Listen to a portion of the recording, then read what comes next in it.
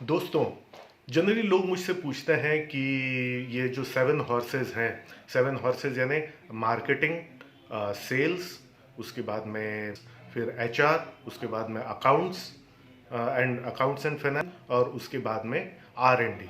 ये सातों डिपार्टमेंट्स या ये सातों घोड़े जो बिजनेस के होते हैं, उनको हम किस किस इसमें करें। और मार्केटिंग करना ज़रूरी है क्या? मेरे पास तो मैंने अगर अच्छा प्रोडक्ट रखा है तब तो लोग मेरे पास अपने आप आने चाहिए। अगर मेरी सर्विसेज अच्छी है तो वर्ड ऑफ माउथ से लोग मेरे पास अपने आप आने चाहिए। दोस्तों, ये पुराने ज़माने की बातें हैं, ठीक है।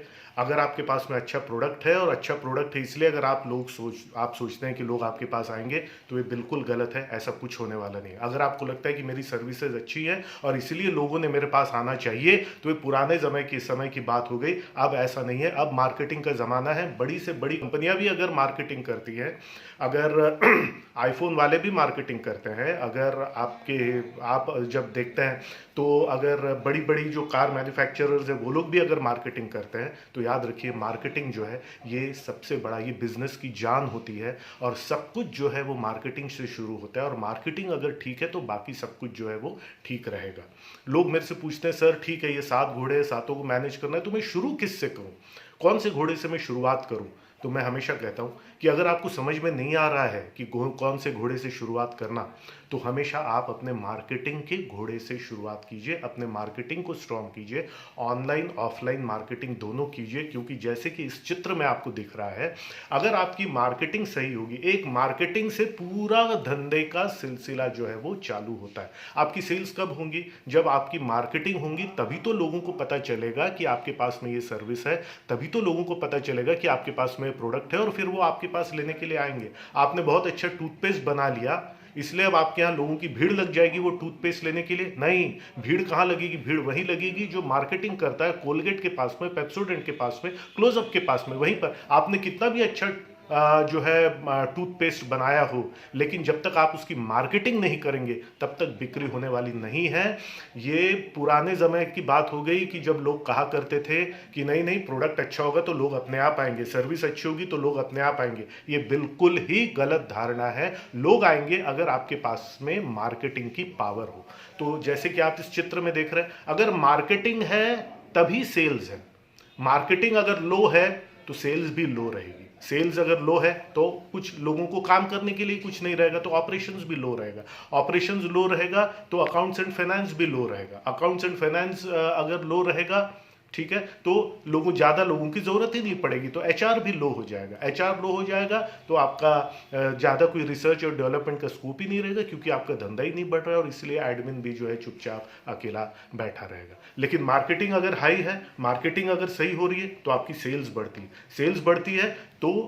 सेल्स बढ़ती है तो ज़्यादा काम कंपनी में आता है, तो ज़्यादा लोगों की ज़रूरत पड़ती है, तो ज़्यादा पैसा आता है, तो पैसे की अकाउंटिंग की ज़रूरत पड़ती है। ऑपरेशंस में भाग दौड़ होती है, क्योंकि इतने ज़्यादा कस्टमर्स आ रहे हैं, उन कस्टमर्स को हैप्पी करने के लिए, ऑर्डर्स को फुलफिल करने के लिए फिर सेल्स बढ़ता है, तो फिर ऑपरेशंस बढ़ता है, तो पैसा आता है, तो फिर अकाउंट्स वालों के पास में कुछ काम रहता है। अकाउंट के पास में कुछ काम रहता है, अकाउंट्स वाले के काम रहता है, तो और ज़्यादा कस्टमर्स को हम कैसे कर सकते हैं, और कौन सा नया प्रोडक्ट लेकर के आए हम, और कौन सी नई सर्विस लेकर के आए हम। यहाँ पर आर&डी जो है हमारा वो भी एक्टिव हो जाता है। एचआर, ज़्यादा लोगों की हमको ज़रूरत पड़ती है तो एचआर भी एक्टिव हो जाता है, और फिर एडमिन वर्क भी जो है, पेपर वर्क वगैरह जो है वो भी हमारा बढ़ता है। तो याद रखिए दोस्तों, अगर आप मार्केटिंग कर रहे हैं तभी उम्मीद कीजिए कि बाकी सातों घोड़े जो है वो सही सलामत रहेंगे। अगर मार्केटिंग नहीं है और सेल्स नहीं है, तो बाकी घोड़ों के पास भी कोई काम नहीं रहेगा। मार्केटिंग हाई तो सेल्स हाई, सेल्स हाई तो एचआर हाई, एचआर हाई तो अकाउंट्स हाई, अकाउंट्स हाई तो आर&डी हाई, आर&डी हाई तो उसके साथ में एडमिन वर्क भी हाई होगा।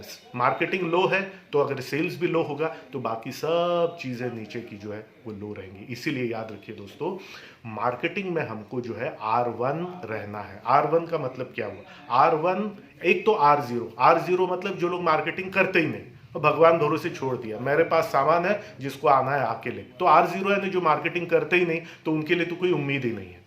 R1 यानी रेगुलर मार्केटिंग, यानी धंधा अच्छा चल रहा है तब भी मार्केटिंग, धंधा ठीक ठाक चल रहा है तब भी मार्केटिंग एक्टिविटी, धंधा लो चल रहा है तब भी marketing activity, online marketing, offline marketing, ये सब करते रहना। तो मार्केटिंग में आपको इसीलिए R1 रहना है। मार्केटिंग अगर आपकी ठीक चल रही है तो आपका सेल्स ठीक होगा और बाकी सब चीज़ें जो है वो लाइन पर रहेंगी, अदरवाइज बाकियों के लिए कुछ काम ही नहीं रहेगा। इसलिए अगर आपको समझ में नहीं आ रहा है कि पहले मैं कौन सा घोड़ा अपना सुधारूं, तो आप अपने मार्केटिंग का घोड़ा जो है वो सुधारिए, क्योंकि याद रखिए मार्केटिंग जो है वो मार्केटिंग बिजनेस की जान होती है।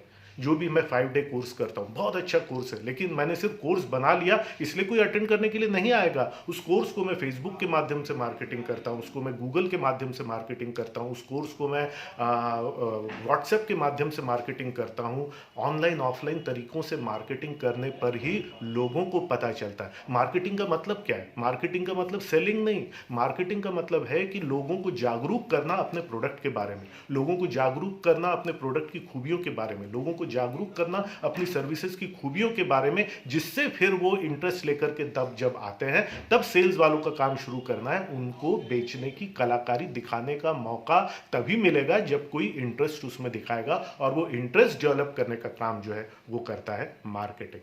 तो डियर फ्रेंड्स, इस सिंपल चार्ट के माध्यम से और इस सीक्वेंस के माध्यम से आपको पता चल जाएगा कि मार्केटिंग इतना इम्पॉर्टेंट क्यों है। तो इसीलिए मार्केटिंग से ही पूरे धंधे के काम का सिलसिला शुरू होता है। दोस्तों, अगर ये वीडियो आपको पसंद आया तो लाइक ज़रूर कीजिएगा, सब्सक्राइब ज़रूर कीजिएगा, और कौन से टॉपिक्स पे आप मुझसे वीडियो चाहते हैं ये भी ज़रूर बताइएगा। मैं आप सबको आमंत्रित करता हूँ हमारा 5 डे कोर्स करने के लिए, दी क्लॉकवर्क एंटरप्रेन्योर, जिसमें मैं बिजनेस ऑटोमेशन के बारे में सिखाता हूँ, मार्केटिंग ऑटोमेशन के बारे में सिखाता हूँ। नीचे दी हुई लिंक पर क्लिक कीजिए और 5 डे कोर्स आप चाहे तो हमारा ज्वाइन कर सकते हैं। इसके साथ ही अजय शेष आपसे विदा लेता है। फिर किसी अगले वीडियो में ज़रूर आपसे मुलाकात होगी। तब तक के लिए नमस्कार एंड गुड बाय। हेलो फ्रेंड्स, मैं उम्मीद करता हूँ ये वीडियो आपकी उम्मीदों पे खरा उतरा होगा और इससे आपकी लाइफ और बिजनेस में एक पॉजिटिव चेंज आएगा। ये पॉजिटिव चेंज तभी आएगा जब आप इस वीडियो को सिर्फ देखेंगे और सुनेंगे नहीं, बल्कि इसमें कही हुई बातों को अमल में भी लाएंगे, क्योंकि एक्शन लेने से ही आपको लाइफ में रिजल्ट्स मिलेंगे। किसी भी अन्य जानकारी के लिए, हमारे दूसरे ट्रेनिंग प्रोग्राम्स के लिए, हम और आप लॉन्ग टर्म कैसे जुड़ सकते हैं, इन सब की जानकारी के लिए यहाँ पर दिया हुआ जो हमारा वेबसाइट पोर्टल है ajayshesh.in, उस पर जाएं और सभी जानकारी आपको मिलेगी। आपके उज्जवल भविष्य की, बिजनेस की, लाइफ की मैं कामना करता हूं। बहुत बहुत धन्यवाद।